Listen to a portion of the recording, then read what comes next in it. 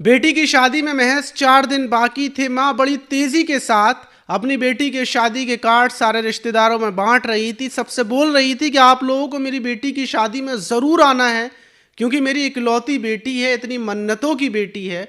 उसकी शादी में अगर आप नहीं आए तो मैं गुस्सा हो जाऊंगी। ऐसे सारे रिश्तेदारों को मना मना कर, कार्ड बांट कर वो घर पर आती है। अपनी बेटी से बोलती है कि बेटी जल्दी से हल्दी की तैयारी करो, आज तुम्हारी हल्दी का प्रोग्राम है। माँ बेहद ज़्यादा खुश थी, लेकिन उसी बीच कुछ ऐसा होता है कि बेटी कुछ ऐसा बोलती है माँ से कि माँ अपनी पिस्टल निकालती है और अपनी बेटी के सर पर रखकर गोली मार देती है। बेटी का भेजा वहीं पर पड़ा हुआ था जहाँ पर हल्दी रखी हुई थी। और जब चारों तरफ खबर होती है, पुलिस पहुँचती है और जब माँ से पूछा जाता है कि आखिर तुमने अपनी बेटी की शादी से महज 4 दिन पहले ही क्यों हत्या कर दी, तो जो वजह माँ बताती है उसको सुनकर हर कोई हैरत में पड़ जाता है। और जो पूरी कहानी को जब हम आपको बताएंगे तो आप भी दांतों तले उंगलियां दबा लेंगे। तो चलते हैं और इस कहानी को, इस घटना को थोड़ा शुरू से जानते हैं आखिर तक। तो दोस्तों, मेरा नाम माज है। उम्मीद है कि आप सब अच्छे होंगे, सुरक्षित होंगे। और जो आज की घटना है वो झारखंड के गिरिडीह जिले की है और वहाँ का बगोदरा थाना है। 20 तारीख की शाम लगभग 5 बजे का टाइम तक थाने के अंदर एक महिला बुरके में टहलती हुई अंदर आ जाती है। थाने का जो सिपाही था वो बोलता है, क्या हुआ, आपको किससे मिलना है, क्या काम है? तो जो बुरके में महिला थी वो बोलती है कि मैं सरेंडर करने के लिए आई हूँ, क्योंकि मैं अभी अपनी बेटी की हत्या कर कर आई हूँ। घर पर मेरी बेटी की लाश पड़ी हुई है। वो सिपाही भौचक्का रह जाता है और जो सिपाही थे वह हैरान हो जाते हैं। फौरन कोतवाल साहब को अंदर से बुलाया जाता है कि ये महिला ऐसे ऐसे बोल रही है, क्योंकि सिपाहियों को यकीन नहीं होता कि बुरके में जो महिला है वो सच में कत्ल कर कर आई हो। उनको लगता है कि शायद ये पुलिस से ऐसा ही बोल रही हो या फिर कोई ना कोई वजह हो सकती है, लेकिन कत्ल तो ये अपनी बेटी का नहीं कर कर आई होगी। कोतवाल साहब बाहर आते हैं, फौरन बोलते हैं कि महिला को गाड़ी में बिठाया जाए और महिला से बोलते हैं कि चलो अपने घर की तरफ ले चलो, कौन सा तुम्हारा घर है, किधर है। और वो जो थाने के अंतर्गत हरिजन मोहल्ला है वहाँ पर लेकर पहुँचती है। वहाँ पर मोहल्ले वालों की पहले से ही ढेर सारी भीड़ थी, एक घर के बाहर खड़ी हुई थी।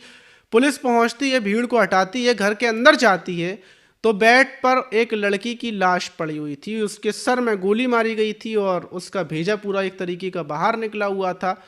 और ये देखते ही फौरन बॉडी को उठाकर पोस्टमार्टम के लिए भेज दिया जाता है। और जो माँ थी, जिस माँ ने अपनी बेटी की हत्या की गई थी, उसको थाने भेज दिया जाता है। वहीं पुलिस वाले आस पड़ोसियों से पूछते हैं कि ये गोली कब चली, गोली किसने मारी।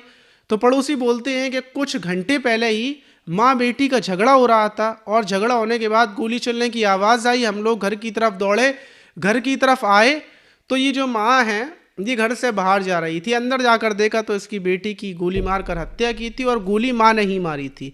पुलिस को बस इतना पता चलता है। पुलिस थाने में जो कोतवाल साहब थे वो पहुंचते हैं और जो वहाँ के एसएसपी हैं वो मौके पर पहुंचती है और महिला से बातचीत शुरू करते हैं कि आखिर महिला ने अपनी बेटी की हत्या क्यों कर दी। और पुलिस को ये भी पता चलता है कि जिस बेटी को, जिसका नाम रुखसाना था, उसकी 4 दिन के बाद शादी थी और रुखसाना की उम्र लगभग 15 से 16 साल है। ये पता था, बड़ी हैरान करने वाली बात थी कि शादी से 4 दिन पहले ही बेटी की हत्या कर दी। अब जो रुखसाना की माँ है फरजाना, उनसे पूछताछ की जाती है कि आपने अपनी बेटी की हत्या क्यों की, क्या वजह है, ज़रा पूरी कहानी को बताओ। तो फरजाना बताती है कि हमारी एक बेटी है रुखसाना और इसके पिता कार मैकेनिक है, वो कार मैकेनिक, और मैं घर पर रहती हूँ और ज़िंदगी ऐसे ही चल रही थी। लेकिन कुछ महीनों पहले ही हमें पता चला कि हम जो रुखसाना है उसको एक फ़ोन दिलाया था। उसी फ़ोन से ये गांव के एक लड़के से बातचीत करती है। वो लड़का मोहल्ले का ही है, उससे बात करती है और वो हिंदू धर्म का है। जब हमें पता चलता है तो हम अपनी बेटी रुखसाना को समझाते हैं, बुझाते हैं, प्यार से उससे बोलते हैं कि वो बातचीत ना करे, लड़का दूसरे धर्म का है, ये बिल्कुल भी ठीक नहीं है। और अगर हमारे भी धर्म का होता तो हम अपनी बेटी को मना करते हुए, जाहिर सी बात है किसी गैर लड़के से क्यों बात कर रही है, तेरी उम्र बहुत छोटी है, ये बात बोलकर हम बेटी को समझाते हैं। लेकिन बेटी मानती नहीं है। उस टाइम पर तो बोल देती है कि ठीक है मैं बात नहीं करूँगी, लेकिन बातचीत का सिलसिला चलता रहता है। और फिर कुछ महीनों के बाद हम उसके फ़ोन को ले लेते हैं, फ़ोन छीन लेते हैं और वक्त गुजरता है। फिर पता चलता है कि उसने अपने प्रेमी से एक छोटा वाला कीपैड का फ़ोन ले लिया, जिससे रातों में वो छत पर जाकर बातचीत करती है।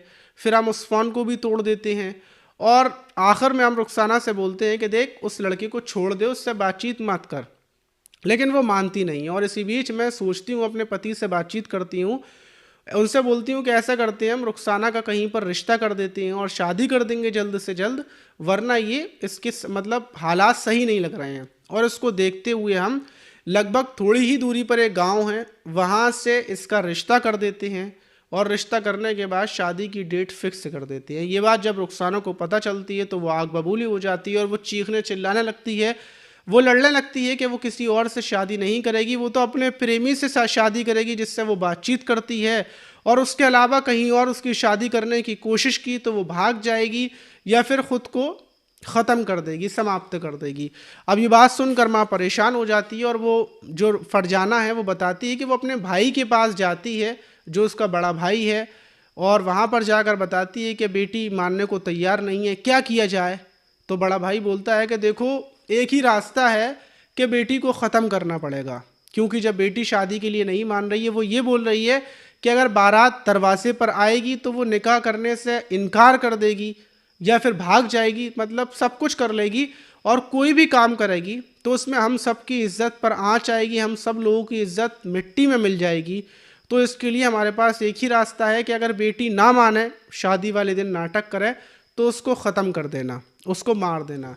अब जो ये फरजाना थी वो अपने भाई से पूछती है, मैं अपनी बेटी को कैसे मारूंगी, जिस बेटी को पाल पोस कर मैंने बड़ा किया है उसको मारना मेरे लिए बड़े कठिन काम होगा।